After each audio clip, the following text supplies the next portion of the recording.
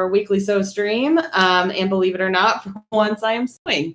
I am finishing a mock-up beret that I have already made, but I had not finished the inside seams. And so I'm doing that right now by hand.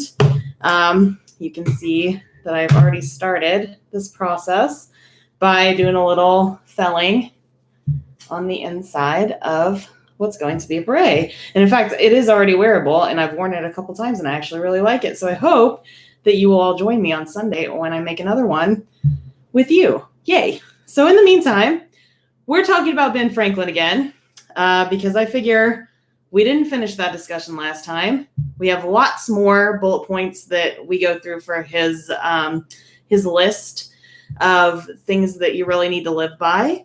And there are more family get-togethers happening because it's, the holiday season. So why not, right? Along those lines, here's Lawrence, and he is the person who is at the helm, and he is my family member in that he is married to me. So hi, Lawrence. Hi, I'm wearing a silly Christmas hat. Yes, he is. For a reason. I mean, check out my latest video at Lost in the Pond. But we have some fine folks in the house tonight. We have Candace, we have Peg, we have Shauna, we have Sue, and we have Cassia, and we have Renee. And actually, Sue asks, did it start mid-sentence? I think it might have done. My fault if it did. We're going to have to look back at that and figure out what's going on there. Yeah, I'm not sure. Maybe we were on a delay and we didn't know it. I hope not. But just in case, hi again. And we're talking about Ben Franklin. So let's get into it, shall we? Number 7 is where we left off, and that is sincerity. So Mr. Franklin says, use no hurtful deceits, think innocently and justly, and if you speak, speak accordingly. So innocently and justly, it can mean some actually, I think, surprising things. But to my mind, I believe what he means is don't ever believe going into a situation where you have to deal with other people that those people have a hurtful or a wrongful agenda. You need to maybe think accordingly, in that you need to think of everyone as having your best interest in mind, even if they maybe don't, right? So we want to make sure that we're not being too harsh, too judgmental, but also not too, what's the word? Paranoid, right? What do you guys think? Did I get it right? Or am I way off base? Let me know in the chat box. And in the meantime, before I forget about it, really early on today, I'm going to go ahead and mention the Crafter of the Week, because I didn't get to the Crafter of the Week 2 weeks ago when we met last time because of a lack of time. I don't know. I think we just buzzed right through as much as we could, as quickly as we could. But our Crafter of the Week, who was really meant to be the Crafter of the Week 2 weeks ago, is AB. And their YouTube comment was a green bean casserole. And they had a take that was pearl onions and cream of chicken soup instead of the mushrooms and the cream of mushroom soup that I added in mine. So I thought that sounded delicious. And I wanted to thank AB for sharing that take with us. So thank you, AB, if you're watching. If not, then hopefully you will watch this back and you will want to share this around with your friends, because you are our Crafter of the Week. Of course, if you would like to be featured or mentioned on one of these sew streams, then you can do so by saying hi in the comments from now on. Or, of course, you can still tag me or use hashtag CraftyVintageLady on social media, and I will most certainly see all of those things as well. But yeah, Lawrence, do we have any information or any questions or queries that have popped up so far in the chats? Well, Candace says, I think you're absolutely correct.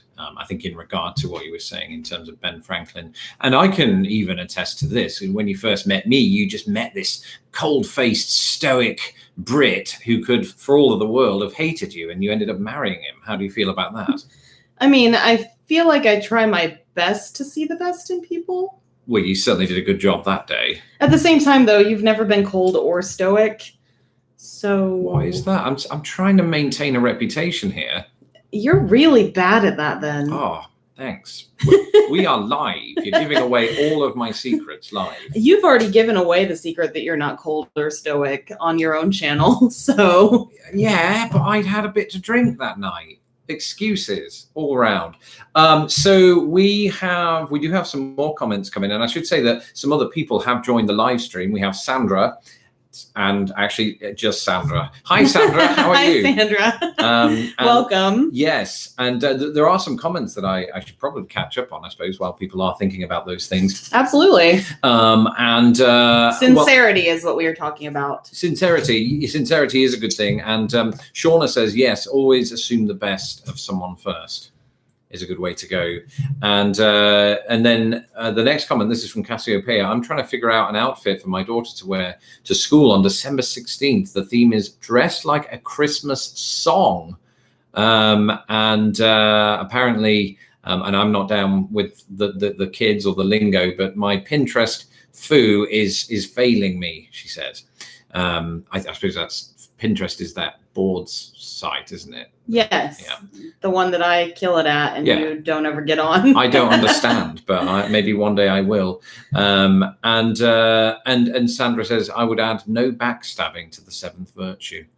Yes, I absolutely agree with that. I think that actually was where I was going with this as well, is I wanted to maybe discuss a little bit what it means to be sincere in your own actions as well, because we've talked about other people and how we want to make sure that we're not being too paranoid, and we're also thinking that they hopefully will have our best interests at heart when we interact with them. But what about our interactions with others? How can we steer ourselves on the straight and narrow and be as sincere as I think that in our minds we hope to be? Sometimes, and I'll be the first to admit this, sometimes I can keep a lot of stuff in. I'm one of these people who will allow things to fester a bit until it gets too much, and then it'll all come out at once. So how can we avoid those kinds of things and keep ourselves sincere so that we do not allow, nefarious thoughts to just boil and stack up on top of ourselves inside? But while you are thinking about that and commenting on it, let's go on to number 8. Number 8 is justice. And Franklin says, wrong none by doing injuries or omitting the benefits that are your duty. So think about that one for a moment. And then Lawrence, do we have any comments on how we can keep ourselves from, being insincere? Well, we do have a comment here. I should point this out. Just a self-plug, basically. Passia at 10:27. Sorry, I'm late. I was watching Lost in the Pond. Oh, well, what do you know? Yeah, I'm terrible as a human for even patting myself on the back there.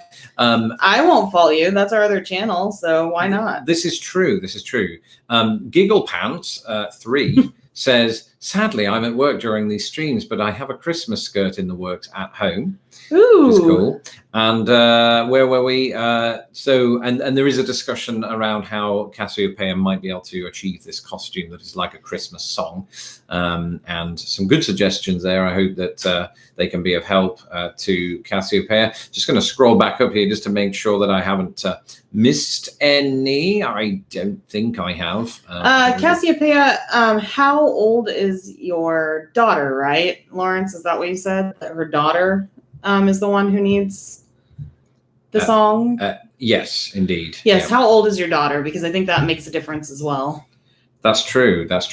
And a shout out as well and a hello to Anna, who joined us here tonight. Hello, Anna. Hello. And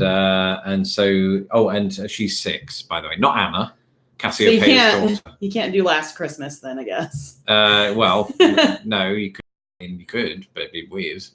I think we're sticking. I don't think any of the kids would like Jingle Bells. I'm just the songs you do at school, that type of school. How do you dress like a jingle bell? See Snowflake. What's that? It's a song. Is it? Yes. Here comes Susie Snowflake, dressed in her long white gown. There you go. There it is. Is it? Yeah. It just sounds like Frosty the Snowman. Da, da, da, da, da, da, da. It is probably from the same time period. Who knows? I don't. Actually, it's probably more mid-century. I think that Frosty the Snowman is is older than that. Are all of these it? songs public domain? Because we are singing them in this Probably live stream. not. Oh, dear me. We should have looked at that beforehand.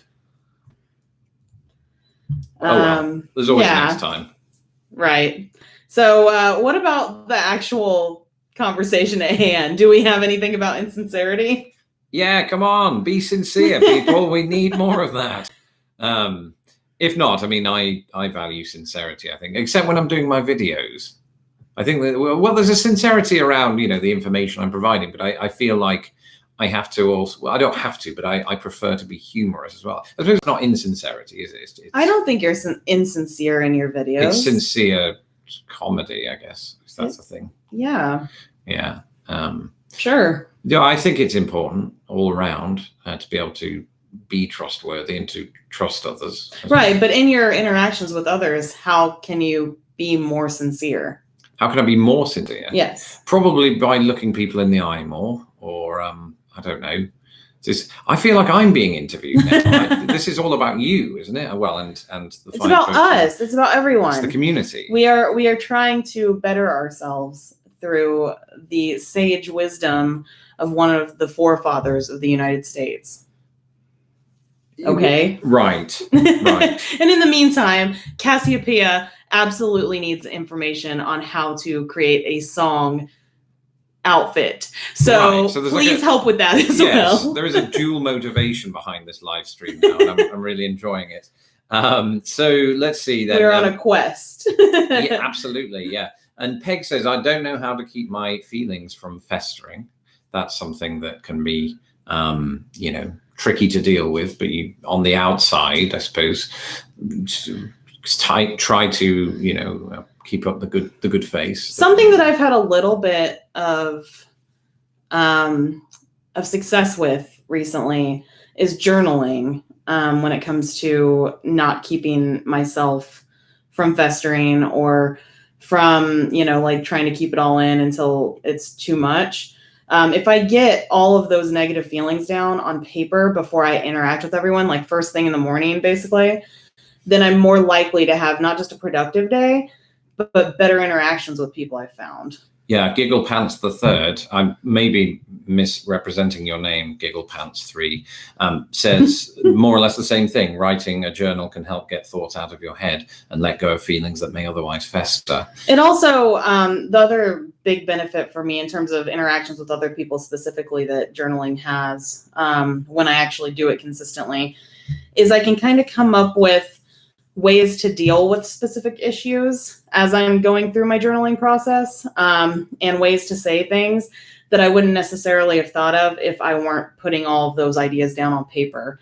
So if you, especially like if you know you have to have a hard discussion with someone, with a family member, then writing it down first and figuring out what exactly you want to say to them, even if it comes out wrong at the moment, it's going to come out better probably if you write it down first, I think, at least from my experience. Yeah, and Passy at 1027 says, I type things out, then delete it, especially the really negative stuff. There you go. And then nobody will ever see it, but that helps you get it out of your system. I agree with that. That's a really good call. And Cassiopeia, I have tried to keep a journal, but I always forget to write in it. Well, I mean, that's what happens when, you know, you're trying to come up with costumes that are based around Christmas songs. It takes up all your time, I imagine. I mean, it sort of sounds like that's what you need to journal about. Oh, yeah. That'd be amazing. And then you could look back on it in 10 years and go, oh, my goodness, I remember that. Or what on earth was I writing about? That's where I would be. I'd be like, I don't know what any of this means.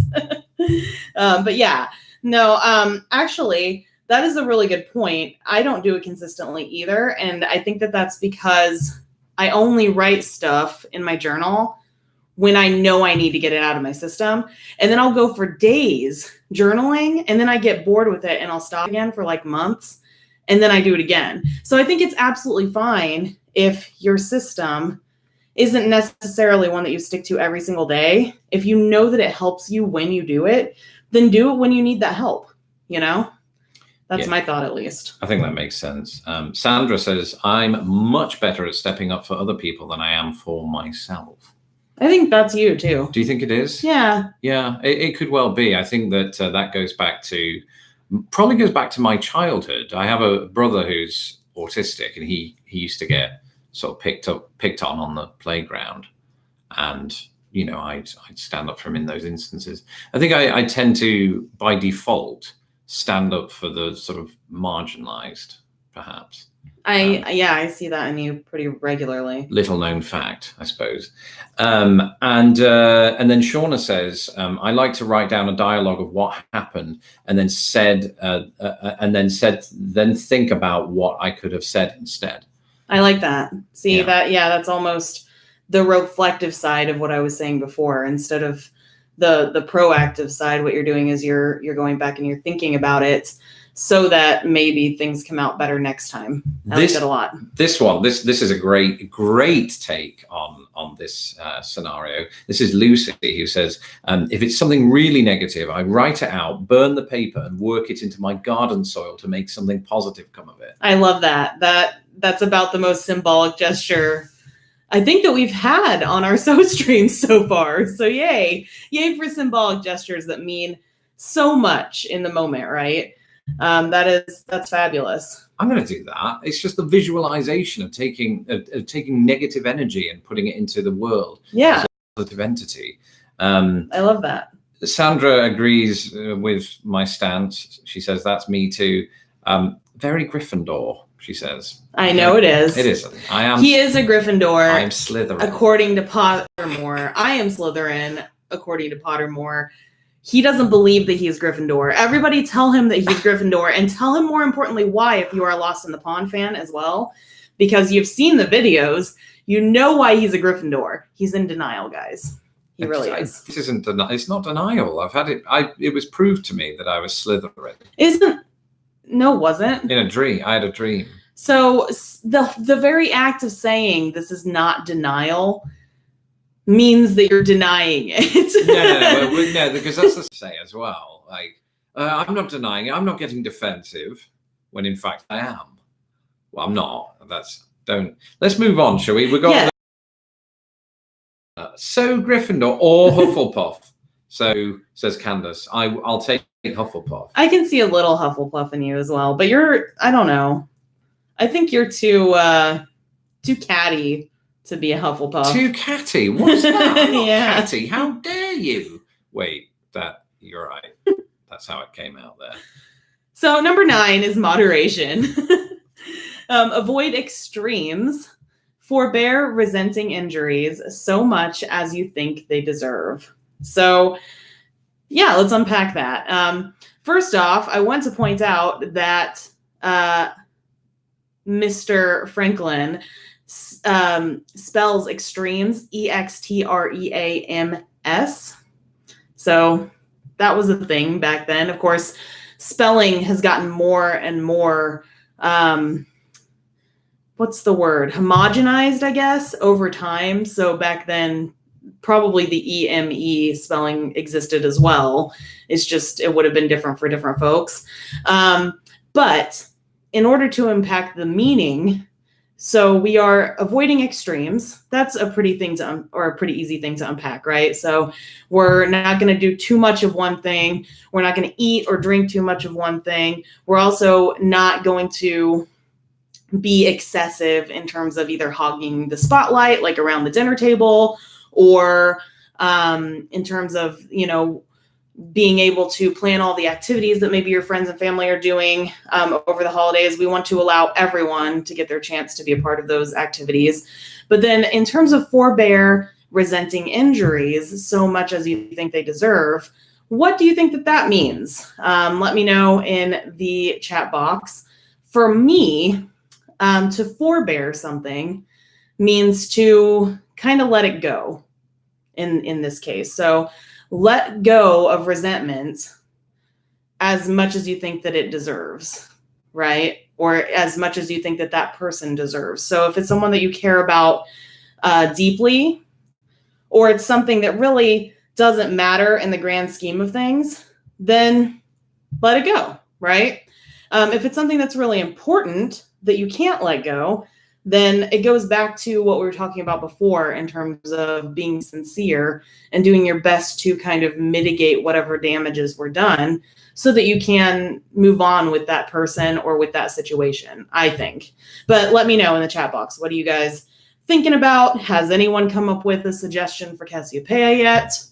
And Lawrence, take it away. So firstly, we did have some calls regarding some slight buffering issues. Let us know if that's still happening, because on my end, it's been really fine. And that's all good. Cassiopeia does say that Pottermore is never wrong, except when they correctly sort you into Ravenclaw, then sort you into Hufflepuff after reworking the test. I guess I'm a Ravenpuff. JK, which is both the name of the author and means just kidding, says no mixing houses. You shouldn't do that. And then Cassiopeia also says I'm having buffering too, but that was prior to my announcement just now. Okay. Giggle Pants the Third. My spelling is not very great. I'd never win a spelling bee. You know what though? For someone who has an English language degree, I have my fair share of spelling issues. I pointed out on Twitter the other day I couldn't remember how to spell necessary. So it happens all the time in my neck of the woods, as it were. Is it because of the S's and the C's? Do they get It is.